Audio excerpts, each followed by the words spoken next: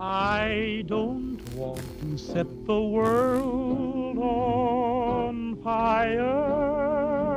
For the third time, we're reminded that war never changes, but Fallout has. The post-apocalyptic RPG has jumped coasts to DC, dimensions to 3D, perspective to first person, and platforms to include consoles. It's all delivered by Bethesda, which bestowed the high fantasy Oblivion a few years back. Will the newest exodus from the vaults live up to its pedigree, or should it just duck and cover? Bye.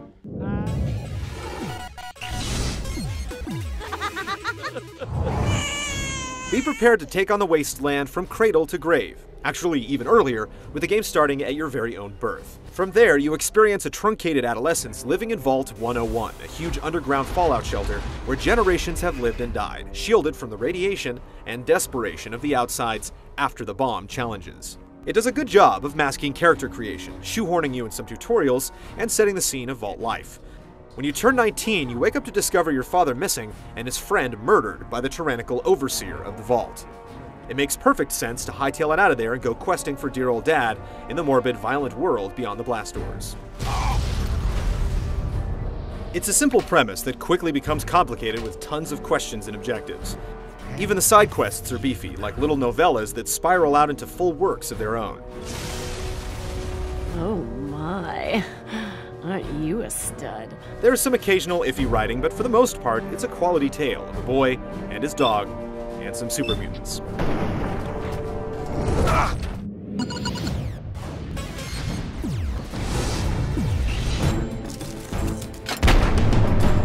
Fallout 3 is massive, and once through the streamlined vault opening, the world becomes your mutated oyster.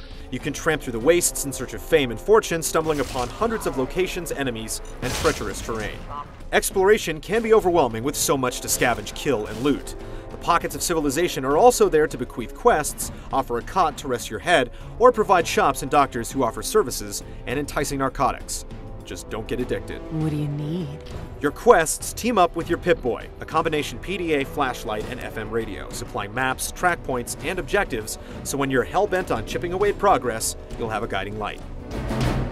Quests are multifaceted, large, and span across several locations. Along the way, you'll have to deal with plenty of enemies, locked doors, and computer terminals. This is where skills come in, and leveling, which allows you to do things like gaining an attribute point or getting special dialogue options with the opposite sex. That's disgusting. I'm old enough to be your grandmother. This is also where you improve skills that range from lockpicking to handling weapons. The game is so vast that the biggest problem is that it can all become overwhelming. Without the ability to mark your map, it's hard to remember where each high-level lock or group of super-powered enemies is. It's a rich world of content, and without multiple playthroughs using different character types, it's hard to see it all. A very flexible system does let you play what if, but there are few games with as much play per dollar as Fallout 3.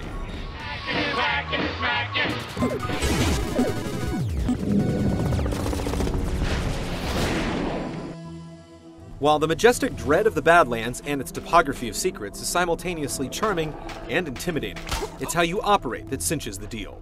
For the most part, your stats, observations, and resolve will steer the course of events through handy, context-sensitive button presses. Dodging into the shadows turns the talk option into pickpocket, while mini-games present the challenge of a locked tumbler or secure terminal.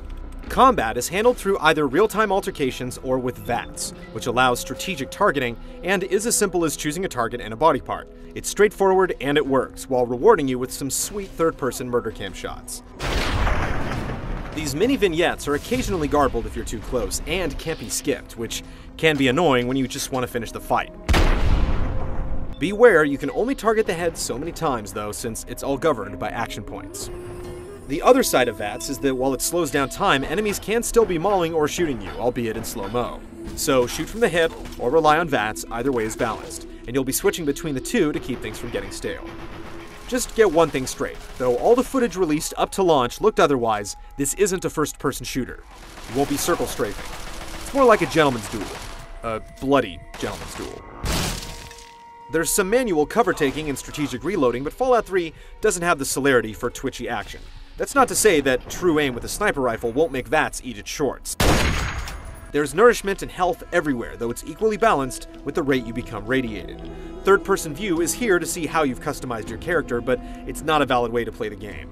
whether you're in combat or traipsing through a radiated Chevy Chase, Maryland. The level up perks ensure character growth beyond doling out skill points, and the dark, tongue-in-cheek humor provides a reprieve from brutal wasteland justice. Give me the naughty nightwear. And while the non sequiturs are welcomed, when something else breaks the reality, it shows the chinks in the power armor.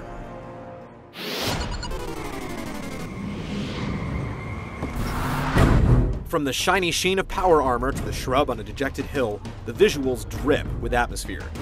Set pieces are reused quite a bit, and the depravity does eventually start to look the same.